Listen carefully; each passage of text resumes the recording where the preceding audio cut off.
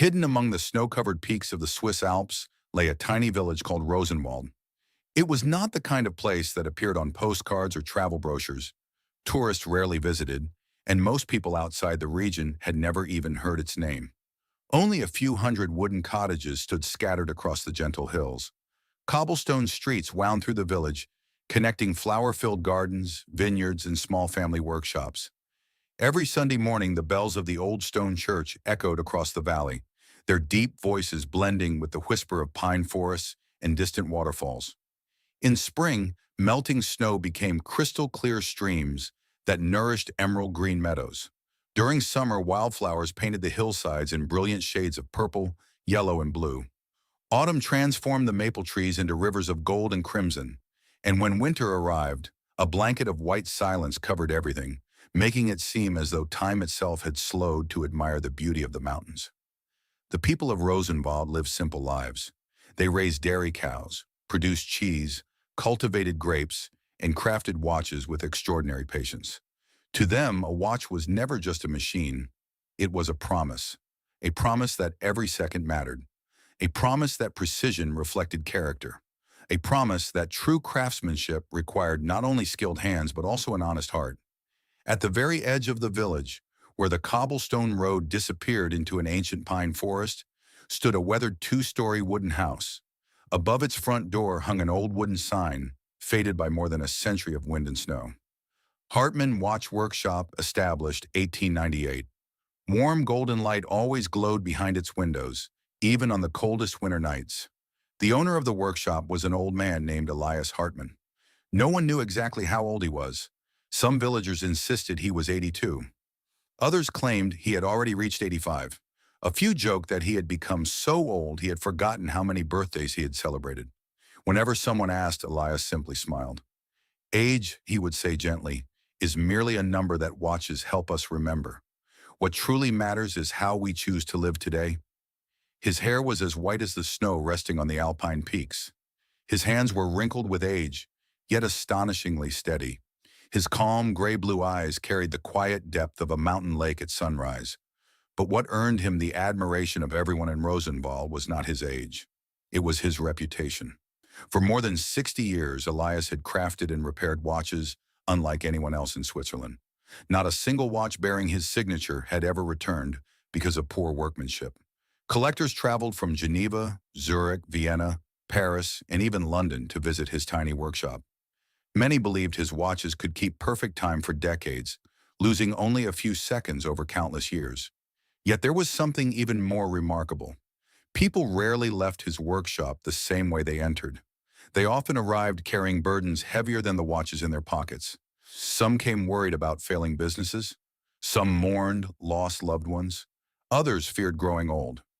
Some had become prisoners of ambition. Yet almost everyone walked out smiling softly, as though an invisible weight had been lifted from their hearts. Some villagers said Elias repaired watches. Others believed he repaired people. Every morning, long before the first rays of sunlight touched the snowy mountaintops, Elias was already awake. He lit the fireplace. He brewed a pot of herbal tea gathered from the surrounding mountains. Then he opened the windows to welcome the cool morning breeze carrying the scent of pine trees and fresh earth. Only after these simple rituals did he step into his workshop. The room immediately greeted him with a familiar symphony. Tick, tick, tick. Hundreds of clocks and watches covered the walls. Each possessed its own unique rhythm. Some ticked a fraction faster. Others moved ever so slightly slower. Yet together they formed a peaceful orchestra unlike any music composed by human hands. To ordinary visitors, it was simply the sound of clocks. To Elias, it was the heartbeat of time itself. He slowly walked from shelf to shelf. He wound each clock carefully. He polished every crystal face. He gently dusted every wooden case. Occasionally, he paused to smile at an old grandfather clock, almost as if greeting an old friend. If one day you stop ticking, he whispered softly, it will not be because time has ended. It will be because someone still has something important to learn. One crisp autumn morning, when the first golden maple leaves drifted lazily across the cobblestone road, a young man appeared at the entrance of the workshop. He wore a worn brown coat, sturdy boots covered in road dust, and carried only a small leather backpack. His name was Adrian Keller. He was 23 years old. His eyes burned with intelligence, but they also burned with impatience. He pushed open the wooden door. A tiny brass bell chimed above him. "Good morning, Mr. Hartmann." Elias looked up from beneath the magnifying loupe resting over one eye. "Good morning. I've traveled for 3 days to find you." "Have you? I want to become your apprentice." Elias carefully placed his tiny screwdriver onto the workbench. "What do you wish to learn?" "Watchmaking." "Why?" Adrian answered immediately. "I've heard your watches are famous throughout Europe." Elias remained silent. "I want to learn every secret you know." Still silence. "I want to open the greatest watch workshop in Zurich." Silence again. "I want to become wealthy. And I want everyone to know my name." The workshop became perfectly still. Only the endless ticking of hundreds of clocks filled the room. Elias studied the young man for several long moments. There was no judgment in his eyes, no disappointment, only quiet observation. Finally he asked, "Do you love watches?" Adrian hesitated. "I love success." "That wasn't my question." Another pause. "I suppose." "Yes." Elias nodded. Without another word, he opened a drawer beneath his workbench and removed an old silver pocket watch. Its polished surface had become dull with age. Tiny scratches covered its glass. "Tell me," Elias said, placing it into Adrian's hand. "What do you see?" Adrian examined it carefully. "An old pocket watch." "What else?" "It's rather heavy." "What else?" "The crystal is scratched." "What else?" Adrian frowned. "I don't see anything more." Elias gently took the watch back. He carefully opened its back cover. Inside, dozens of gleaming brass gears reflected the warm workshop light. He slowly turned the crown. Every tiny gear began moving together in perfect harmony. "I see 40 years of one craftsman's life." Adrian remained silent. "I see the young soldier who carried this watch through war." Elias continued quietly. "I see the wife who held it in her hands while crying all night because her husband never came home." He gently closed the watch. "I see the grandson who brought it to me 30 years ago, asking if I could make it tick again." He placed the watch back into its drawer. "A watch does more than measure time. It preserves memories." Adrian lowered his eyes. Until that moment, he had never considered such a possibility. To him, a watch had always been nothing more than a beautifully engineered machine, a product, something to manufacture, something to sell, something to profit from. After a long silence, Adrian finally spoke. "Will you accept me as your apprentice?" Elias looked through the workshop window. Golden leaves drifted lazily through the autumn air. At last he smiled. "Yes." Adrian's face brightened instantly. "Really?" "Yes." The young man nearly laughed with excitement. "But there is one condition." "I'll do anything." "Starting tomorrow." "Yes." "For the first 6 months." "I'll learn to disassemble watches?" "No." "To assemble movements?" "No." "To polish cases?" "No." "To craft gears?" "No." Adrian blinked in confusion. "Then, what will I do?" Elias pointed toward an old wooden chair beside the window. "You will sit there." "Sit? And watch." "For how long?" "6 months." Adrian stared at him in disbelief. 6 months? Just watching?" "Yes." "But isn't that a complete waste of time?" For the first time since the young man had arrived, Elias laughed softly. His smile was warm, almost grandfatherly. Then he looked directly into Adrian's eyes and said, "The people who fear wasting time are often the ones who waste it the most." At that very moment, the church bell echoed across Rosenwald. Its solemn chime blended with the endless ticking of hundreds of clocks. The sounds merged into a melody that seemed to belong neither to heaven nor to earth, but to time itself. Adrian stood motionless. He had no idea that this ordinary autumn afternoon would become the beginning of the greatest journey of his life. He believed he had come to learn how to build watches. Instead, he was about to learn how to understand time, and ultimately, how to understand life itself. Adrian hardly slept that night. The tiny guest room above the workshop was warm and comfortable, but his mind refused to rest. He had imagined his first day under the legendary Elias Hartmann very differently.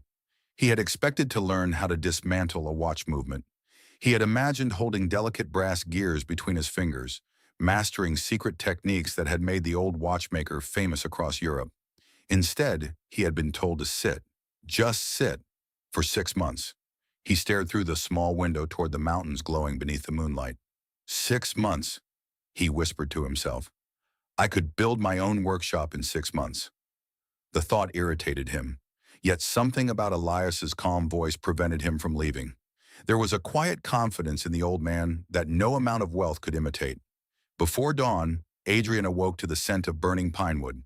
Downstairs, Elias was already preparing breakfast. The old man greeted him with a gentle smile. Good morning. Good morning, master. Elias poured 2 cups of herbal tea. No one has called me master for many years. What should I call you? Elias is enough. Adrian hesitated. It doesn't feel respectful. Elias smiled. Respect is shown by your actions, not your words. Those simple words lingered in Adrian's mind long after breakfast. When the meal was finished, Elias pointed toward the same wooden chair beside the front window. Your place. Adrian sighed quietly before taking his seat. What should I observe? Everything. What exactly? The workshop, the customers, the clocks, the silence. Adrian frowned. The silence, Elias nodded. Especially the silence. Then the old man returned to his workbench without another word. Hours passed. Nothing extraordinary happened. The clocks ticked. Dust floated lazily through the morning sunlight. Outside, horses pulled wooden carts across the cobblestone road. Inside, Elias worked with unbelievable patience. His hands never rushed. Every movement was deliberate. When he reached for a screwdriver, it was as though he had already known exactly where it would be. When he polished a watch crystal, every motion carried the same steady rhythm as the ticking surrounding them. Adrian grew restless. His legs bounced beneath the chair. He looked toward the window, then toward the shelves, then back to Elias. How can anyone work this slowly? He wondered. Near midday, the workshop door opened. A woman in her 70s stepped inside. She wore a dark blue coat and carried a small velvet pouch. Good afternoon, Elias. Good afternoon, Mrs. Weber. The old woman smiled warmly. I've brought him again. She carefully removed an antique pocket watch from the pouch. Its silver case was badly scratched. The chain had nearly broken. Adrian immediately recognized it as old and valuable. Elias accepted it with both hands. Instead of examining the watch, however, he looked at Mrs. Weber. How is your garden? The woman smiled. The roses finally bloomed. And your granddaughter? She begins university next week. Elias nodded happily. I'm sure your husband would be proud. The old woman's eyes shimmered with tears. He always believed she would become a teacher. Neither of them mentioned the watch, not once. They simply spoke like 2 old friends, remembering another life. After several minutes, Elias finally opened the watch. He listened. Tick, tick. Silence. It stopped yesterday, Mrs. Weber said softly. The same day? Yes, I thought so. Adrian looked from one face to the other in confusion. What do you mean? He asked. Mrs. Weber smiled sadly. My husband passed away exactly 20 years ago yesterday. She gently touched the watch. This was his. He wound it every morning. When he died, I continued winding it every day. Her fingers trembled. But yesterday, I forgot. Silence filled the room. Adrian suddenly realized the old woman had not come because the watch was broken. She had come because she blamed herself. Elias carefully rewound the mainspring. The tiny gears began moving again. Tick, tick, tick. The familiar sound returned. Mrs. Weber closed her eyes.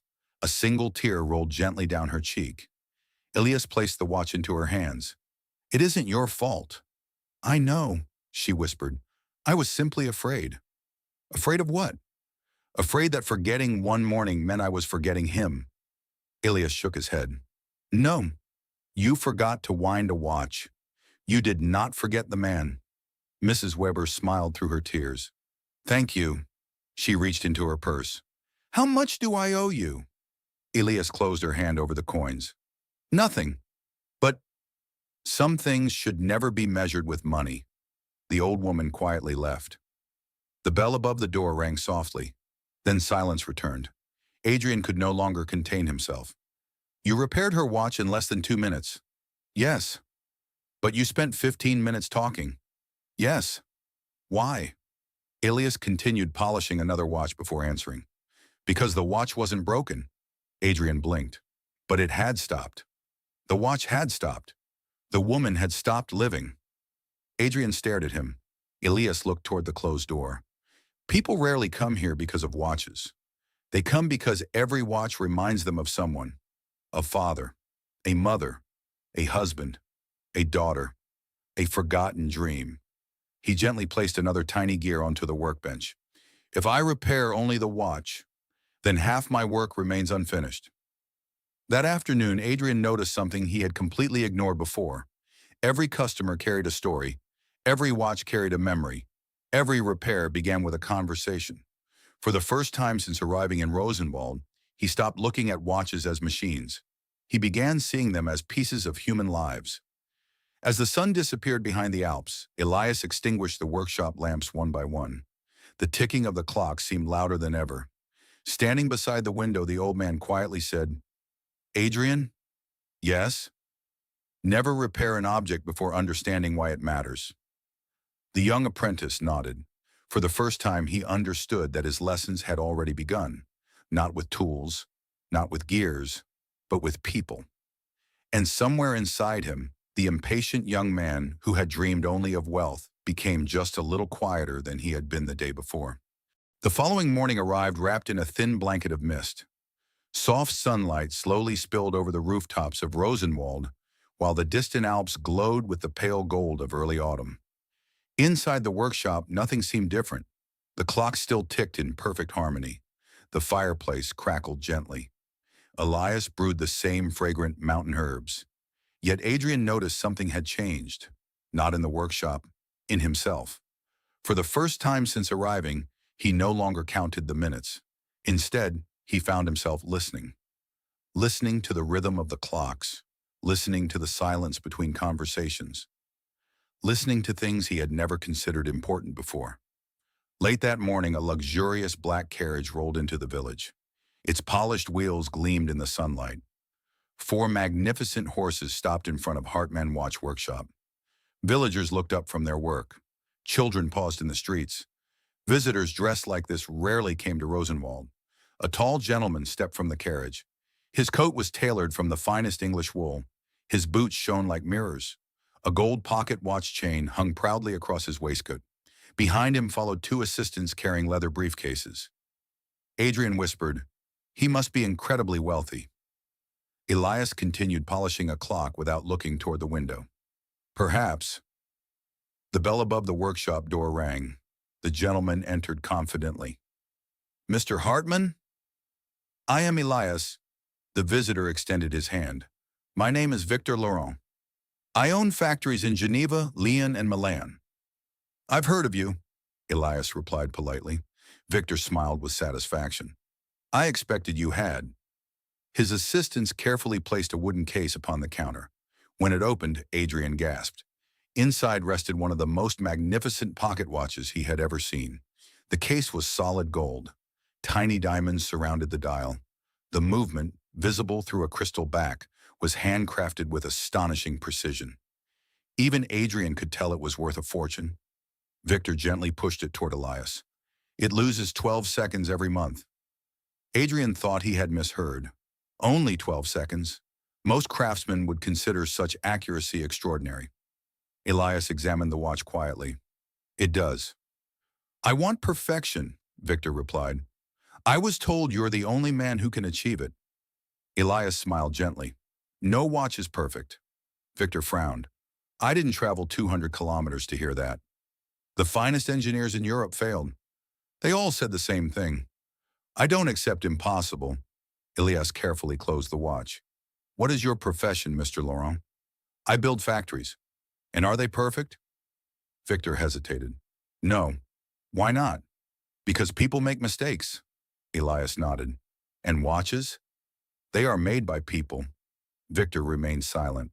A few moments later, Elias surprised everyone. "I won't repair your watch." Adrian nearly dropped the tray he was carrying. Victor stared in disbelief. "I beg your pardon?"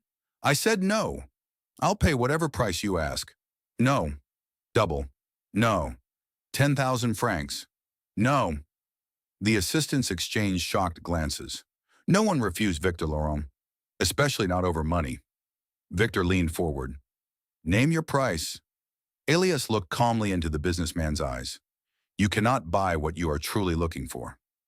The room fell silent. Victor's confident smile slowly faded.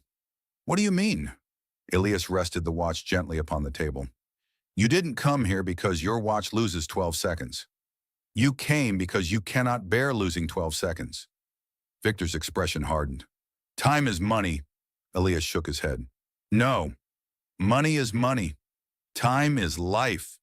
The businessman laughed. "A philosopher." "I expected a watchmaker." Elias smiled. "They are not as different as you think." Victor crossed his arms. "Tell me, if you owned my companies, if every minute cost thousands of francs, if every delay meant millions lost, would you still speak this way?" Elias walked slowly toward the workshop window. Outside, children were chasing falling maple leaves. An elderly couple sat quietly on a bench beneath an old oak tree. A baker greeted every passerby with the same cheerful smile. "No," Elias answered honestly. "I would probably become exactly like you." Victor looked pleased. "So you understand." "I understand." Elias turned toward him. "But I also understand what happens next." "And what is that?"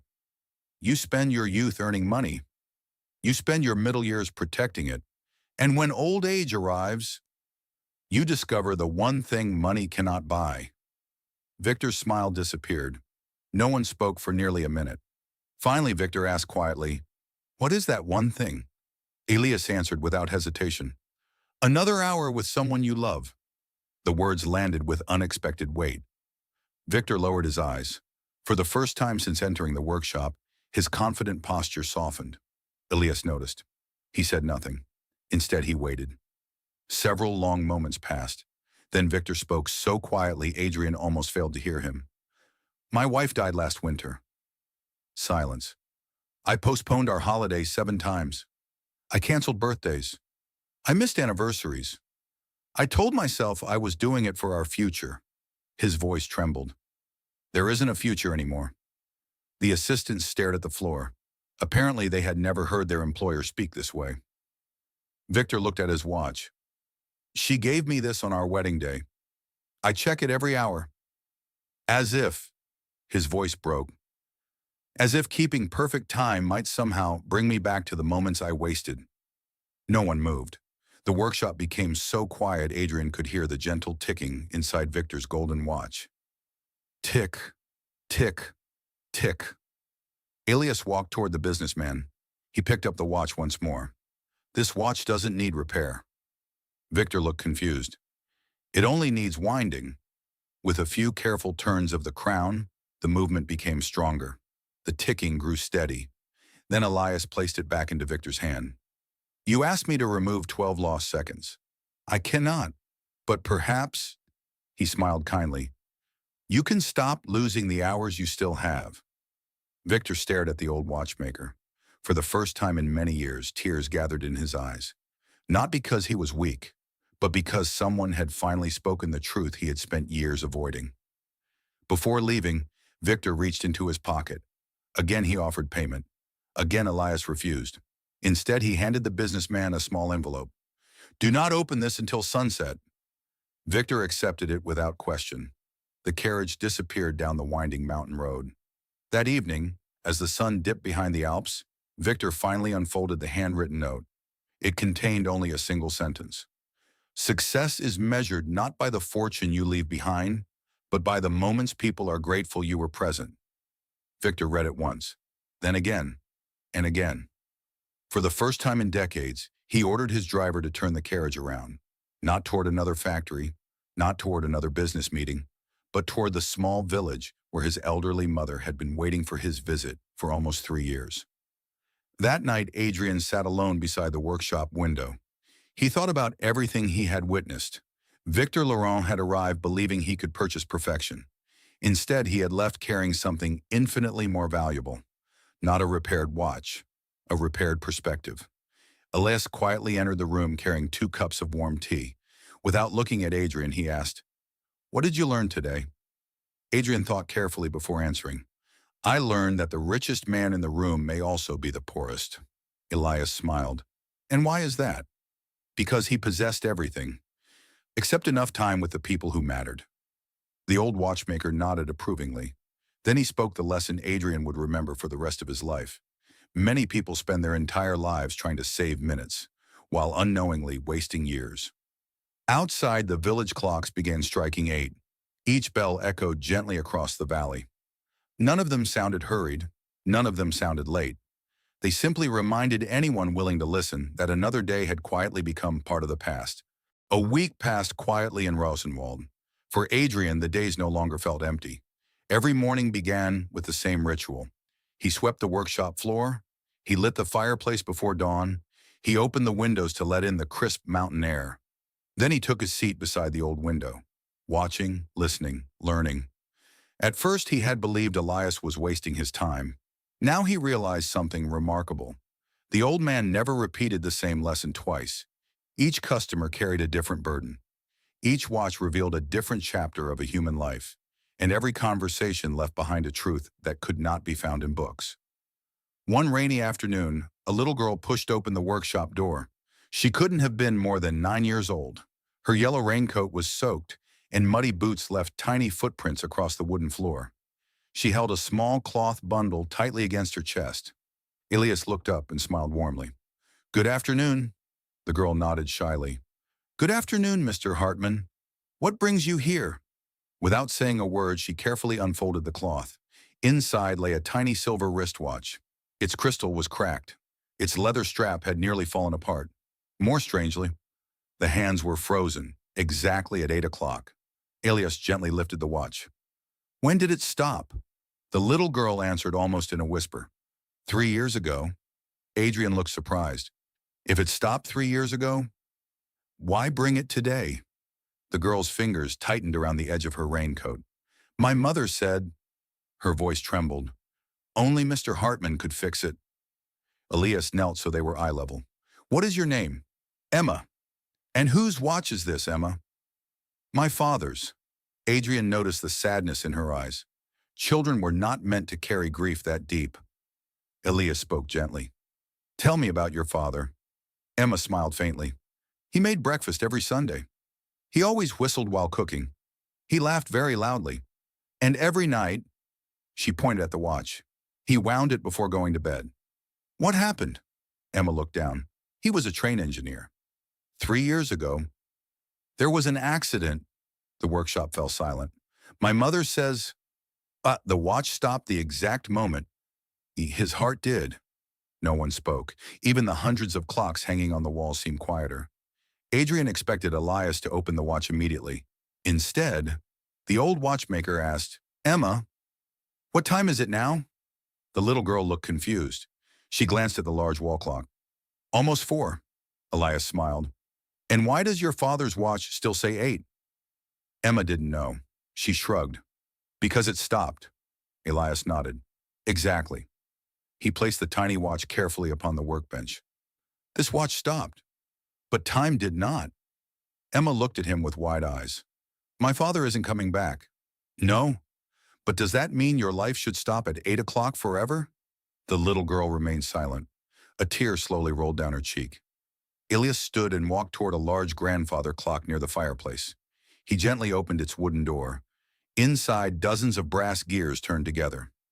"Do you know why clocks keep moving?" Emma shook her head. "Because every gear helps the next one move." He pointed toward the smallest wheel.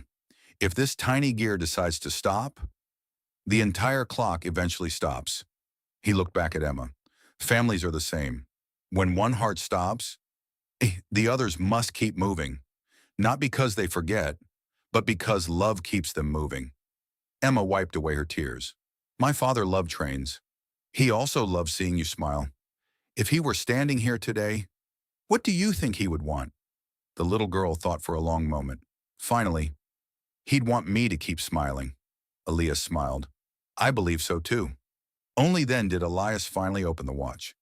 Adrian leaned closer. The movement inside was covered with dust. One tiny spring had broken. Another gear was bent. The damage was real, but repairable. For nearly an hour, Elias worked in complete silence. Every movement of his hands was calm, patient, certain. Adrian watched more carefully than ever before.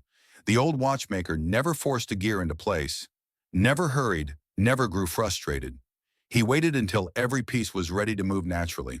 Finally, he wound the crown. The balance wheel began to oscillate. Tick, tick, tick. The tiny watch came back to life. Emma gasped. It works! She smiled so brightly that the entire workshop seemed warmer. Yet Elias did something Adrian had never expected. He gently adjusted the hands, not to the current time. But first, he left them pointing at 8 o'clock. Emma looked confused. It still says 8, Elias nodded, because we must honor the moment. He let the watch remain there for several quiet seconds. Then he slowly turned the crown. The hands began moving. 8:01, 8:02, 8:03, minute by minute, until they reached the correct time. Elias placed the watch into Emma's hands. Some memories deserve a moment of silence. But after honoring them, life must continue. Emma looked at the moving hands. For the first time in 3 years, her father's watch no longer remained trapped in the past. Neither, perhaps, would her heart. As Emma prepared to leave, she reached into her pocket. She counted several small coins. I saved these. My mother said I should pay you. Elias closed her tiny hand around the coins. Buy yourself a book instead. A story? Yes. Why? Because stories help us remember those we love. And without stopping our own lives. Emma smiled. I will. She waved goodbye. The little bell above the workshop door rang once more. Then she disappeared into the gentle autumn rain. For a long time, Adrian stood silently beside the workbench. Finally, he asked, Did you repair the watch? Or the little girl? Elias looked toward the rain-covered window. I repaired what was broken. But the broken thing wasn't made of metal. Adrian lowered his eyes. He thought of Victor Laurent, Mrs. Weber, Emma. 3 watches, 3 entirely different lessons. Yet somehow, none of them had truly been about watches. The old man quietly extinguished the oil lamp. Before climbing the stairs for the night, he spoke one final sentence. The greatest craftsmen never work only with their hands. They work with compassion. Outside, rain continued to fall upon the quiet village. Inside the workshop, hundreds of clocks kept ticking, not to remind anyone that life was ending, but to remind them that life was still moving forward.